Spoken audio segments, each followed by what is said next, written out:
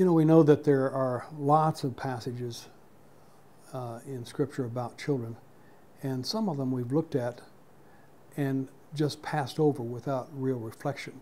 Everybody knows, for example, the story of Samuel. Here's a mother, Hannah, who's desperate to have a child, so desperate she goes to the temple crying, so desperate that the priest even thinks that she's drunk. No, I'm not drunk, but I really want to have a child. And she makes a promise to God that if she has a child, she'll dedicate him in the temple. And God answers that prayer, gives her a child, and so she does. She takes him back to the temple, and he's there under the care of Eli. God speaks directly to Samuel.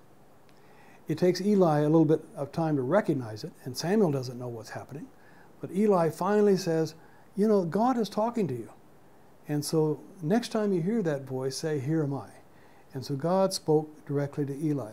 Now, Eli probably had to humble himself a bit. Here's God, the God whom he serves as a priest, but God is not using him. God is speaking directly to the boy. And in fact, the message that he gives the boy is a difficult message about his own priesthood and about his own ability to be a father. And so we have to acknowledge that, one, Eli was not a great father, not a great priest. But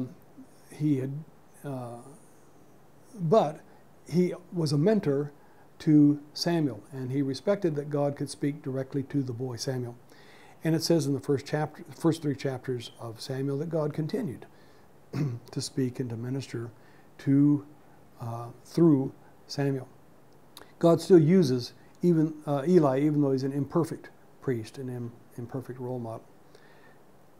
We can learn from this story. Dr. Susan Greener has pointed out that from this story we learn that God uses anyone whom he chooses. Why not use a child? You know, in Joel chapter 2 and verse 28, it says, your sons and daughters will prophesy. Your young men will see visions.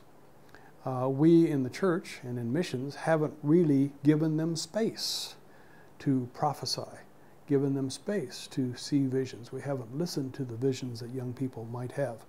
But God can use anyone whom he chooses, and he often will choose the weak and those who are marginalized in order to be bearers of his message. Dr. Greener draws our attention to several truths that we can learn from this passage that are probably often overlooked. One of them is that children are to be nurtured.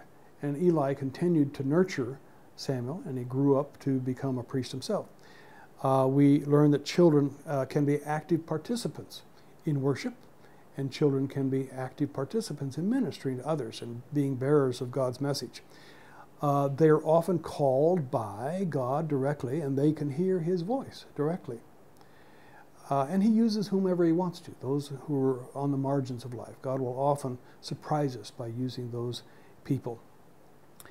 So the whole story is a story about finding space for God to specifically use a child like Samuel from a very, very young age.